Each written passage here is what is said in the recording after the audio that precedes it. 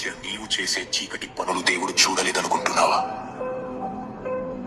బయటకి భక్తుడిలా నటిస్తూ లోపల కుళ్ళిపోయిన శవంలా మారుతున్నావు. నీ అసలు స్వరూపం చూసి నీకైనా అసహ్యం వేయడం లేదా? మనిషి జీవితం దేవుని వరం. దేవుడు మనలను తన స్వరూపమునందు సృష్టించాడు.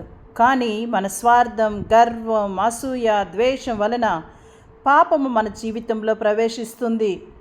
పాపం అనేది కేవలం ఒక తప్పు పని మాత్రమే కాదు, అది దేవునితో ఉన్న సంబంధాన్ని దూరం చేసే ఆత్మీయ విరహం.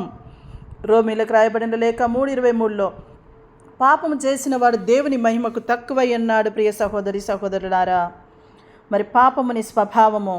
పాపము మొదట మన హృదయంలో పుట్టుతుంది. చిన్న ఆలోచనగా మొదలై అలవాటుగా మారి చివరికి జీవన విధానం అవుతూ ఉంది. చెడైన వృక్షము మంచి ఫలమును ఇవ్వదు. మత్తయి సువార్త 7:18. మన హృదయం శుద్ధంగా లేకపోతే మన క్రియలు కూడా అపవిత్రంగా మారుతాయి సుమా. పాపం వల్ల జరిగే ఫలితాలు: దేవునితో దూరం, మనసులో అపరాధ భావన, కుటుంబ సంబంధాలలో విరోధం, శాంతి కోల్పోవటం. పాపముని జీవితము మరణము. రోమీలకు రాయబడిన లేఖ 6:23. పాపం యొక్క జీతము మరణము. ఇక్కడ మరణం అనగా ఆత్మీయ మరణము, దేవుని కృప నుండి దూరం అవటము. పశ్చాత్తాపము మార్పుకు మార్గం.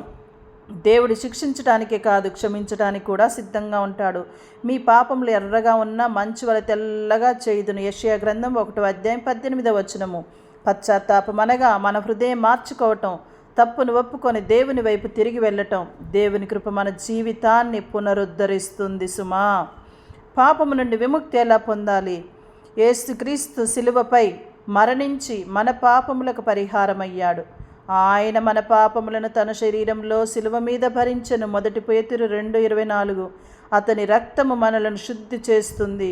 విశ్వాసముతో, ప్రార్థనతో, సఖ్యత ద్వారా మనము పవిత్రత వైపు నడవగలము. కావున ప్రియ సహోదరులారా, పాపము మనలను కూలద్రోయగలదు, కానీ దేవుని కృప మనలను లేపుతుంది.